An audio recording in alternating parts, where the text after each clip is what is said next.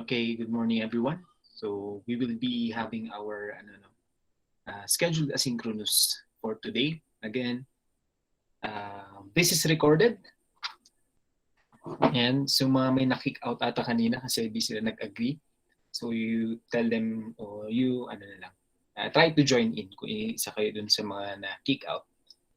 Alright, so we will be having our first topic no, for finance. And as you can see dun sa ating pakita ko. Alright, before I start my discussion, let's just review no, the activities that I have posted dun sa Google Classroom. No. This would be the activities that you are going to do for finals. So may dalawa tayo dito. One is the promotional print ad and the other is your video advertisement or a commercial. So let's start with this one. Ito yung ating promotional print ad. So you are required to do a marketing poster or digital poster. No? Or you can even do it manually. Pwede nyo i-draw. Tapos make sure to take a good picture of it para makita. So this marketing poster would be about the business idea that you have submitted nung midterms. Okay, so you will create an advertisement, a print advertisement. Then, your poster must contain the 4 P's in marketing. Dito yung i-discuss natin all throughout finals. No?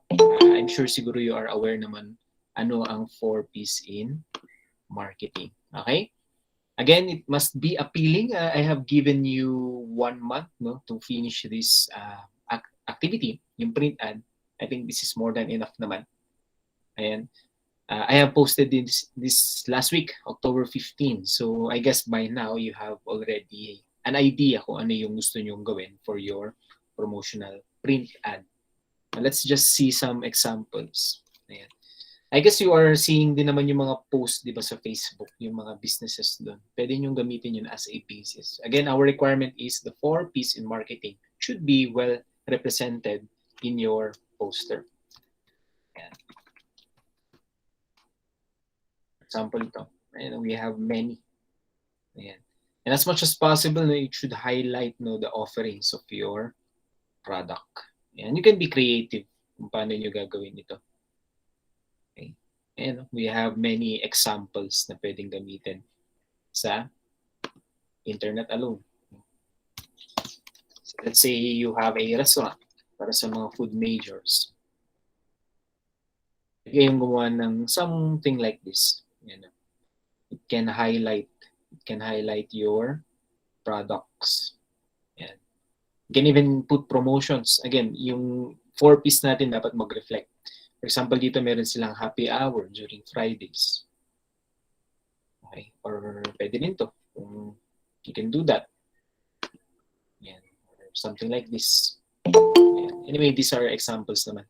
You have 100% creative freedom no, on how you will do your marketing poster or your print ad.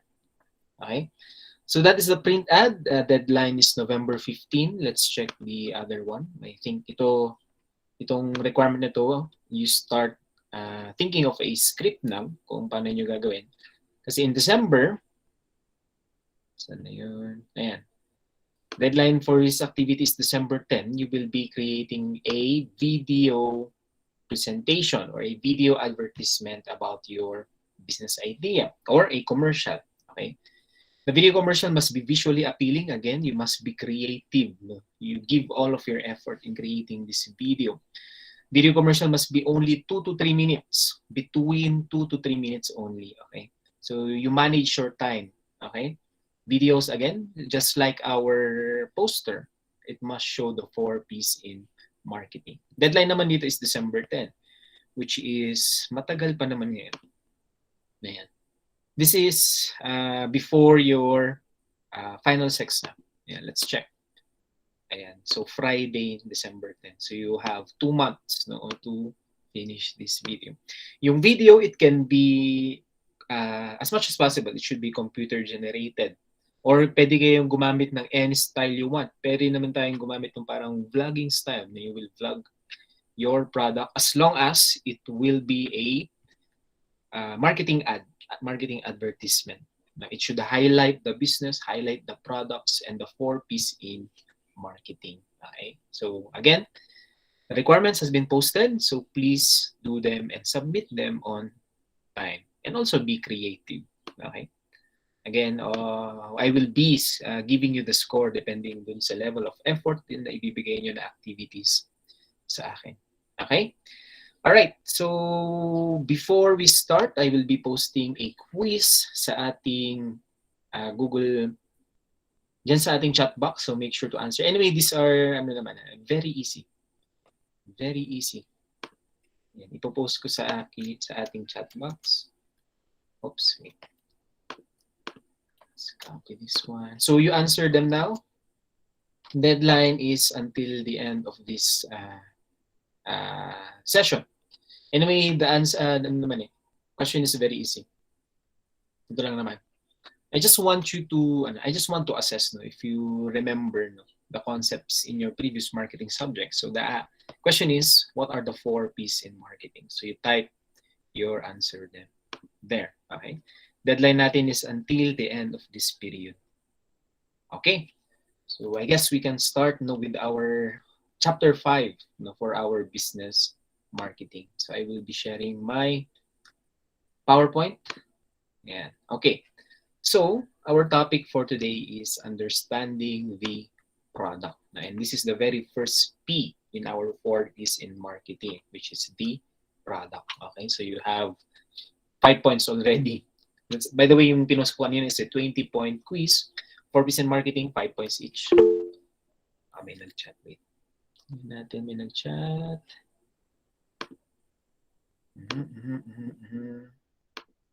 Chat with Evan. Sir, hindi po ma-open. Hindi ba ma-open? Open ko naman. Ayan. Just click the link. Ayan. Need permission daw po. Need permission. Wait. Okay. I-open ko lang yung access. Yan, share ko man. Is mag-stop lang akong presenting. Hindi ko nga naman napalitan yung access. Wait lang. Give me 2 minutes to change the access. Wait lang.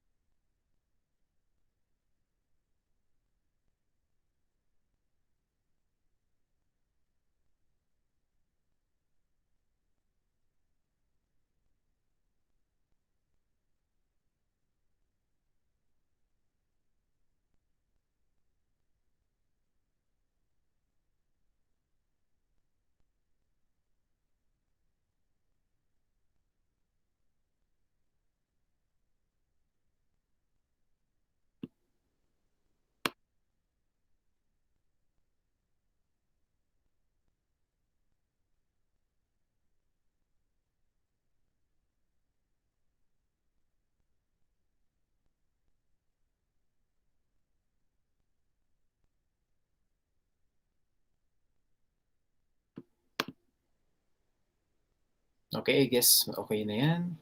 I try to open. See, I will continue now with my discussion. So our topic for today, again, is the first P on our marketing mix, or the four P's in marketing, which is the product, or understanding the product. So if you remember our first discussion nung ating first meeting, I have pinahapyawan ko itong P. So let's discuss it further. Ayan. So let's understand the product now. Business exists because they have products or services to be offered in the market. No, a business activity, di ba, it involves a business transaction or a business exchange.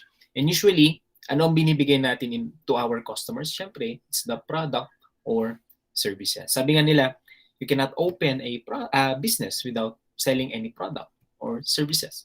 That's why dito sa first P natin sa marketing mix, it is very important that we also strategize in producing, designing, and distributing our product. The kind of product that the companies have and the way those products are being offered will spell the difference between good and not so good and a bad product offering. And then the goal of the business naman is, di ba, we provide the best product for our customers. I guess you have already experienced din, di ba? Sometimes nakakabili tayo sa ibang businesses na medyo pangit yung quality ng product. And what would be the behavior of the customer pag naka-experience sila ng bad na product? Usually, they do not buy from that business anymore. So yung resale, repurchase, nawawala na. On the part of the business, that is something that we are trying to avoid. Di ba? Yung hindi na sila bibili ng product ulit. That's why we have to make good products, yung product na pwede nilang balik-balikan. The challenge is to develop the product that will be sensitive to the market needs. Again, there is no product that is suitable to all types of market or customers. But that's why we create a product that will satisfy their specific needs. Meron bang product na pwedeng mag-satisfy sa lahat ng consumers? For now, wala. Even water, let's say ang water, we have different kinds of water, di ba, for different needs. Meron tayo yung sterilized, meron tayo yung alkaline, etc. Di ba? Different waters for different needs. That's why we must modify our product. Okay? So what are the steps in product development? So we have 1, 2, 3, 4, 5, 6, 8 steps. Okay? So let's go with the first one. Siyempre, we always start with an idea. Especially for food majors and apparel and fashion majors, hindi tayo nagbebenta agad. It always starts with an idea. That's why it is the very first step of the product generation process, or the idea generation process, I mean. So, new ideas. Saan ba tayo nakakakuha? Ayan. Conducting marketing research to find out consumer needs and wants. And usually, ito medyo na aning mga small businesses marketing research. So do I have to create a thesis, or do I have to spend money for marketing research? Usually we can do this just by observing the market. Tama ba? And I guess for you, di ba, ang ginagawa nyo, ito na magandang example Gusto mo mag-business, saan ka unang tumitingin? Di ba, usually sa Facebook Marketplace. Ano ba ang mabentang product ngayon? Ano ba ang mabiling products sa mga consumers? That is a form of marketing research. So you do not need to spend money for this marketing research. All you need to do is to observe. Simple. Kagandahan pa ngayon, it is very easy to do marketing research because online na ang businesses ngayon. Unlike before na wala pa yung internet, businessmen or entrepreneurs really need to go out and observe yung totoong market. For us, all we need to do is open Facebook, tignan natin kung ano ba ang gusto ng tao. And we can already get ideas from there. No? Ang isang example to sa food industry, yung lockdown last year, dun na uso yung, have you tried, I'm sure everyone of us tried naman yung ube cheese disal. Ayan, nag-peak yan nung kasagsagan nung pandemic last year. Saan ba nila nakuha yung idea? Through internet. There is one baker who posted at naging trending. So every online bakers are trying to produce their own versions of ube cheese disal. That is already form of marketing research. So second and third, we have, second I mean, is suggestions from consumers. Ayan. Feedback, very important yan sa ating business. Bakit? Diba? Usually, customers even have their own ideas or suggestions on how we can improve our product. Diba? By taking these suggestions, we can now modify our product to create a better product. Again, in business, we are making products for the customers. So we must listen to our customers as well. Inviting suggestions from employees. Ito rin, sometimes our employees, meron rin silang idea na gustong ilagay into our product. Especially if we are a somewhat medium to large business. Sila yung gumagawa ng product. So they have the first-hand experience and knowledge on how to improve that product. So we can also listen from our employees. Brainstorming suggestions for new product ideas. This is very effective if you are a group sa business or yung grupo nyo is mga business owners. Kaya nga kagandahan, di ba, your group of friends should also have the same interests. Dapat lahat kayo business owner. Dahil ang brainstorming is very powerful in creating ideas. Di ba? How does brainstorming work? Let's say may naisip ka na idea. Gusto kong magpatayo ng car wash. Ayan. Then a friend suggested na anong gagawin nila habang naghihintay nililinisin yung sasakyan mo. Then another friend will suggest, how about if we put a coffee shop beside the car wash para may gagawin yung mga naghihintay habang nagka-car wash. Diba? This process, we are already giving ideas, no? A group of people giving their ideas to come up with a one solid idea. Very important ang brainstorming. That's why for entrepreneurs, you really have to choose your friends.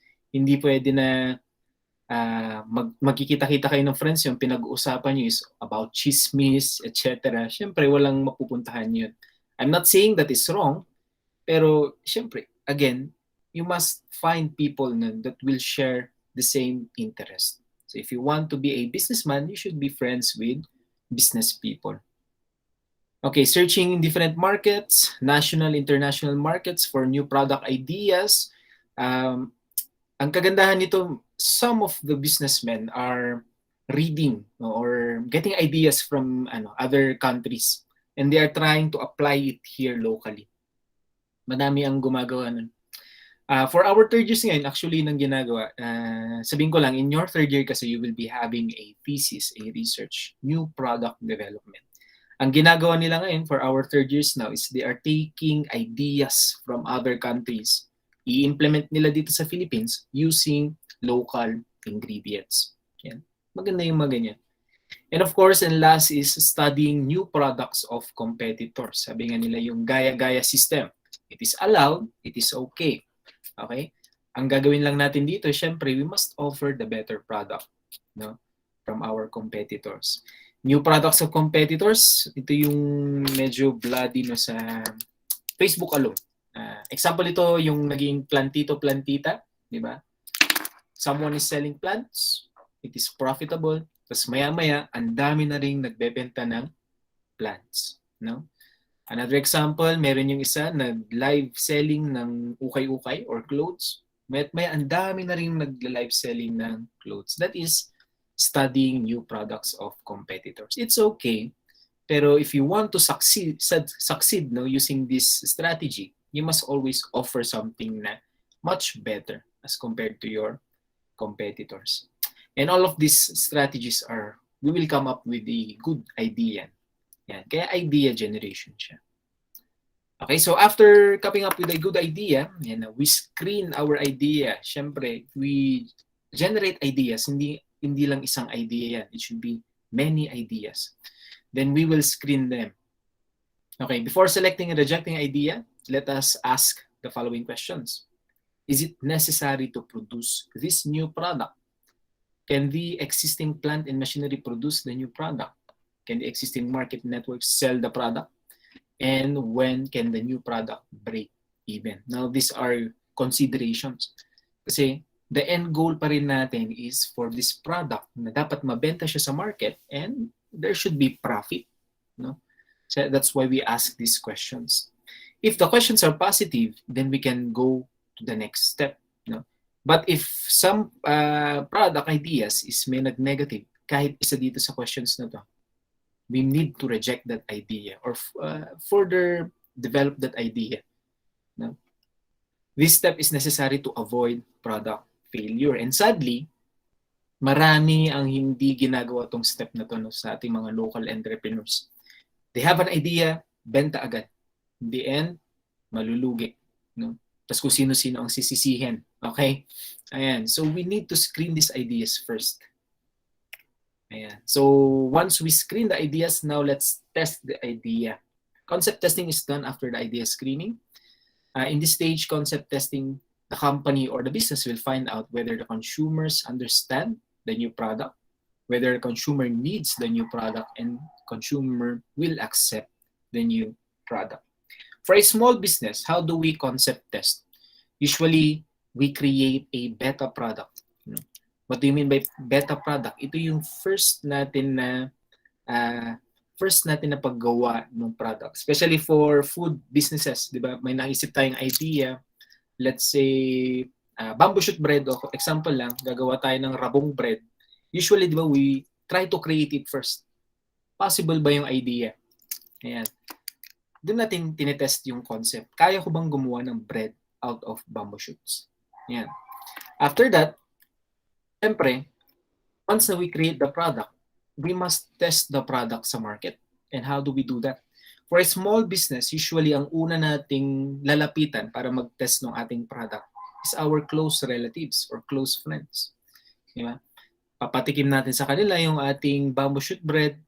Masarap ba? Or what could be the changes or improvements to be done? Diba? Again, feedback is very important. So, tanungin natin, ano ba ang pwede nating i-improve sa aking idea? After that, we revise our product. Gagawa tayo ng bago by including the inputs ng ating mga nag-test ng ating product. That's how we develop the product until unti-unti siyang maging mas maganda. Okay? Or mas masarap. Yeah. Okay? So then, after that, we now do business analysis. Okay? Under business analysis, the business finds out, is the product profitable? Ayan. What will be the cost of the new product? That's why you have to list all the expenses then. Gagawin natin yan once you will go in your higher years, yung pag-costing. Will there any be demand for our new product? Very important yan. Yung ginawa natin kanina, bamboo shoot bread, rabong bread. The concept is possible. Next question is, may bibili ba? Very important yan. Hindi lang tayo gumagawa ng posible. Dapat gagawa tayo ng product that it can be marketable. Dapat mabibili siya. Okay? Whether this demand is regular or seasonal, very important na to consider for food establishments dahil we have ingredients na seasonal. Siyempre, yung rabong, hindi naman yan seasonal. Pero let's say we are trying to use other products such as strawberry. Strawberry is seasonal. Okay? So, pag yun ang main ingredient natin siya for a product, hindi natin siya pwede i-produce all year round. Or pwede naman natin siyang i-produce, pero there are some months na very expensive yung price ng strawberry. So, we have to consider those. About competitors of the new product. Yan. For food establishments, ang dami pong competitors. Medyo dito tayo nahihirapan. Even for fashion and apparel ngayon, dumadami na rin ang competitors. No? Again, we must offer the better product. How the total sales of the new product can be? What will be the expenses on advertising, sales promotion, which is for some small businesses, hindi nila masyadong kino-consider. Pero very important yan. Again, the purpose of marketing promotions or advertisement is so that the customer will know that your product exists. Even if you have produced something that is very good or very delicious, kung hindi naman alam ng consumers, it is useless. That's why we must also invest in advertising. Pero ang kagandahan ngayon, since there is our social media, napakadali na lang at napakamura na po mag-advertise. No? Pero imagine nung wala pa yung Facebook, wala pa yung internet, businesses really spend sa radio advertisement, newspaper advertisement, magazines, billboards, print ads, even commercials, which is very, very expensive. And last is how much profit the new product will earn. And this will be connected dito sa mga first question. Of course, if the product has demand, there would be profit. Okay? Yan yung mga business analysis. Ito ang ginagawa talaga ng isang entrepreneur, answering these questions. Hindi lang sila benta ng benta. Okay? Ayan, let's do now the product development. Ito na yung medyo try nating mag-mass produce ng ating produkto. At this stage, the company has decided to introduce the new market. It will take all necessary steps to produce and distribute the product. Even distribution, we must consider. Production department will make plans to produce the product. For small businesses, how are you planning to produce many products with the same quality that will fit the demand? Especially when we consider already, meron ngang demand to, maraming gustong bumili. Can you keep up with the demand? Kaya mo ba mag-produce ng madami without sacrificing the quality? And I guess ito ang nagiging problem din ng some of the small entrepreneurs.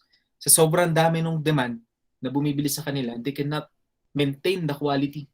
Basta produce, bigay, produce, bigay, produce, bigay. In the end, sino magsasuffer? Siyempre, customers. Marketing department plans to distribute the product. Are you going online? Tapos i-deliver mo? Or meron kang physical na store? Or maglalagay ka sa mga stores ng iyong product? Ayan. You have to consider that. Again, for finance department, syempre, for a business, there should be a capital. Finance. Especially for a new product. For big companies kasi ito yung medyo magastos the introducing the new product. You have to invest in many things. Product development ay yung concept stage, research and development, marketing, yan, magastos. For small businesses, it is a risk. Siyempre, maggagastos ka dyan to produce a product without knowing even kung meron ba talagang a stable demand. Advertising department will plan the advertisements for new product. However, all is done as a small scale of test marketing. Ayan. For test marketing naman, let's try to introduce muna. Konti muna ang ilabas natin sa market. Introduce the new product on a very small scale. Ayan. Konti muna ilalabas natin. The purpose of the test marketing is parang testing the waters. Okay? Try mo nating mag-deep dun sa market. Meron bang demand? Ang purpose nito kasi, what if full-blown na tayo agad mag-mass produce ng ating product na hindi pa natin alam kung meron nga ba talagang acceptance from the market? Mas magastos yon if in case the product will fail. That's why we need to test. Konti muna. Tikman muna nung market. And after nating malaman from step 6 na medyo may demand nga ang ating product, dun na tayo mag-large scale, yung commercialization. Okay? New product on a large scale. It could be, if you are a big company, pwede na nating i-mass produce sa buong Pilipinas. Sir, how about pag small business? Ayan. Ang test marketing for a small business, let's say sa Baguio. Siyempre, for test marketing, ano ba yung malapit? Siyempre, dun sa mga kapitbahay natin. So, try natin, ibenta sa kanila. If gusto ng mga kapitbahay and then there is a demand talaga for our product, let's try to sell it sa buong Baguio. Yun na yung ating commercialization. Yun yung parang concept for a small business. And number 8, ito na yung review of market performance. If you notice naman, diba, lahat ng steps natin, it always ends sa review and evaluation para mag-circle tayo. The company must review the marketing performance of the product. If it fails or medyo mababa ang ating expected na sales, what can we do to continuously improve the product? Or what can we change in our marketing efforts para mas mataas yung benta? It always ends with evaluation. Okay? They must make necessary changes in their marketing plans and strategies, or else the product will continuously fail. So there must be changes. No? Yan yung ating product development cycle and or steps in product development. Okay? I-recap lang natin. We have idea generation, screening, concept testing, business analysis, product development, test marketing, commercialization, review of market performance, and review of market performance. Okay? So let's discuss naman the product life cycle. Ito naman, papunta tayo sa part ng produkto lang. Okay. So yan, we have the product development, introduction, growth, maturity, and decline. Let's say na na-introduce na natin yung product sa market. So meron rin siyang life cycle. Ayan. Introduction stage, ito yung after nating launch yung ating product. Yung binibenta na natin siya on a large scale. So nandun tayo sa introduction stage on the market. First stage of product life cycle, pre-launch step. Ayan. In this step, the company launch its product in the market and start selling it. In this stage, ang ginagawa ng businesses is investing heavily on marketing and advertising. Bakit? Kasi konti pa lang yung acceptance niya. Di ba? The goal of advertising is that customers must know that the product exists, and it can only be done through massive advertising. Ayan. Para malaman ng tao, ay, meron pala itong produkto na.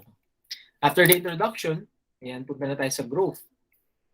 Ayan, if the company found that customers are already appreciating or accepting the product, dito na nagkaka-experience ng high sales. Growth stage. In this stage, company also make the heavy investment in advertising para continuous ang kanyang stage of the product because competition is very high. Kasi kung meron na tayong acceptance or the market already have the acceptance of your product, ginagaya na yan ng other competitors. Di ba? At yung napag-usapan natin kanina, ang ginagawa ng competitors is they will offer the better product. So anong gagawin natin? We must also offer the better product as compared to our competitors. Yun yung competition, di ba? Naglalabanan kung sino ba ang mas maganda ang product. So we must maintain yung growth. Competition is very high dito. Okay? For becoming number one product in the market, manufacturer try to invest more money on the product, but the product also returns to the company. Now the product is familiar with the market and everyone knows about it. Sabi ko kanina. So the product is now earning the profit for its own. Dito usually tumataas ang sales and profit of the company. Profit stage, sabi nga nila.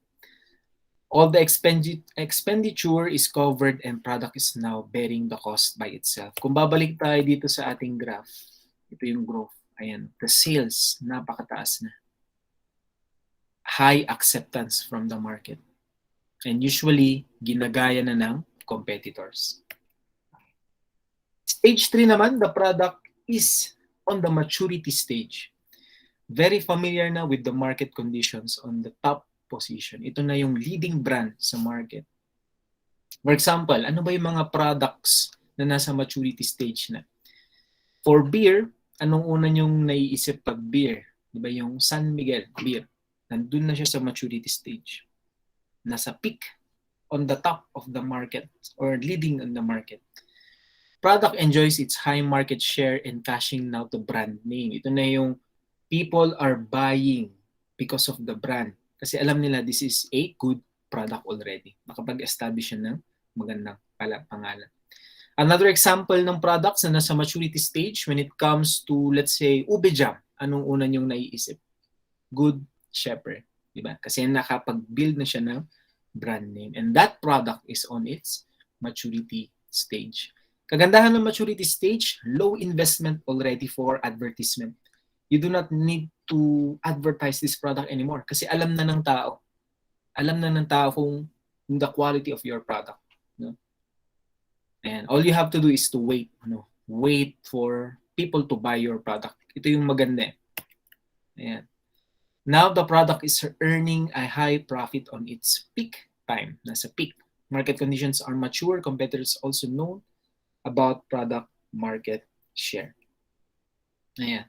The product now cannot gain more market share. Ito naman yung one downside ng maturity stage. Since nasa peak ka na, nandun ka na sa pinakataas, balik natin sa ating graph. Ayan, nasa peak ka na, pwede ka ba bang tumaas? Siyempre, you are already at the peak. Okay? Na-reach mo na yung maximum na pwede mong pagkakitaan itong product. That's why nandun siya sa maturity. So there is no room for growth. Sabi nga nila. So wala ka na ibang makuha. They cannot gain more market share kasi you are already on the peak, no, of the product life cycle. And once you are already in the peak, syempre yung next na is the decline stage. Everything in this world has to die, even for the acceptance of products. Meron talaga yung time na bababa yung demand ng yung product. Ano yung cause? One is napagsawaan na ng tao. Second is, there is another product that is better na na-offer sa market. That's why hindi na nila binibili yung product mo. And that is the example of decline stage. Ayan. The product, after a long time enjoying profit in sales, goes down in the market. Wala nang masyadong bumibili. And very rampant na sa technology. Ayan. I'll give you an example. No? Tingnan natin. And I'm not sure kung naabutan nyo yung keypad phones. Siguro naman naabutan yun, baka medyo bata-bata pa kayo. No?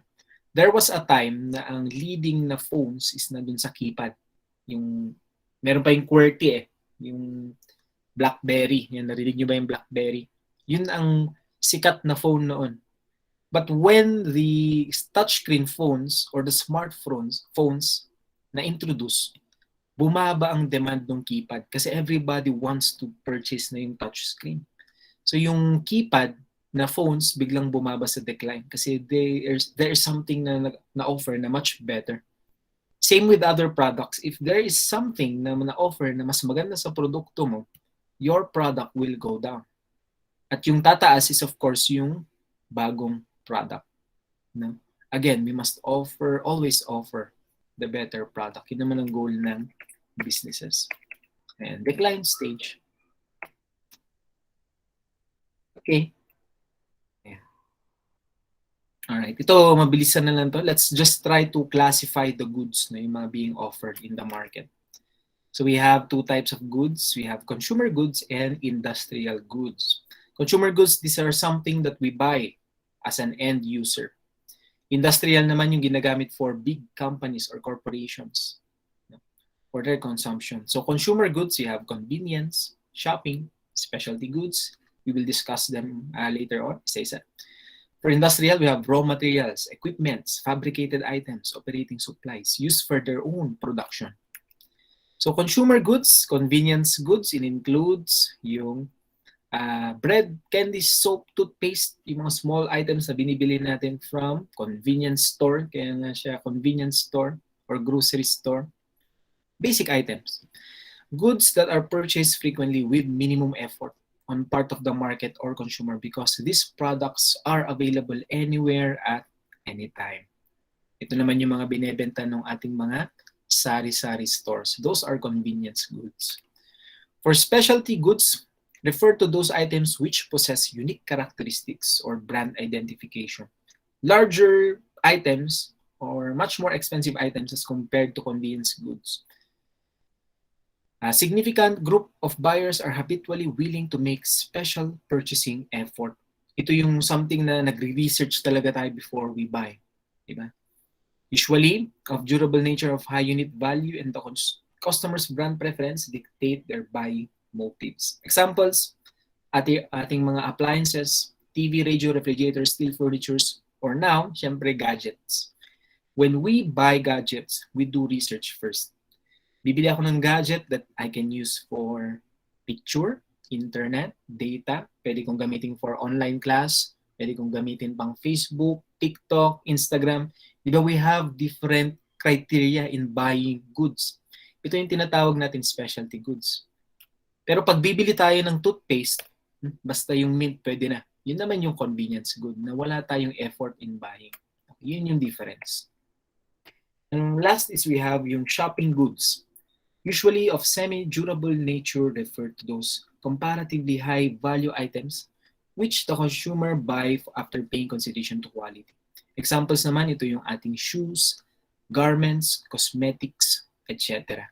Ayan. Yung nabibili natin usually sa malls. Okay. So kung irarank natin, mali yung sequence kayo, kung irarank natin dun sa medyo low yung ating pag-iisip in buying, dun sa high level natin pag-iisip, it should be number 1, convenience goods. Number 2 is shopping goods. Ayan. And number 3 is the specialty goods, yung kailangan talaga nating mag-research. Alright? About industrial goods, again, these are the goods no used for businesses or operations or industry, sabi nga nila. So raw materials, agricultural items, cotton, steel, parts. Yan. Hindi naman yan ginagamit ng mga individual. Usually, ang gumagamit nito is also other companies. Equipment such as boiler, turbines, products, calculator, time clocks. Again, sino gumagamit dito? Is other organizations. Fabricated items, ito yung specially made items no, for a business. Such as automobiles or for gadgets, yung mga chips na ginagamit sa mga phone, yan yung mga parts nito, those are fabricated items. At sino yung customer nila? Of course, the maker of the phone. Operating supplies, fuel, coal, ayan. Something to power up operations. Ayan. Neither form a part or nor enter to the product but are necessary for running industries. Especially once you have your own business, ito yung mga kakailangan yun talaga. Gas, electricity. Yeah. And that's it. Okay? So that is the first part no, of our 4 P's in marketing. Okay, remind ko lang po I have posted dun sa ating chat box no, yung quiz natin for today. So we still have 8 minutes. 8 minutes to answer yung ating Google form. Okay? Ito. Can you see? Ayan. Okay.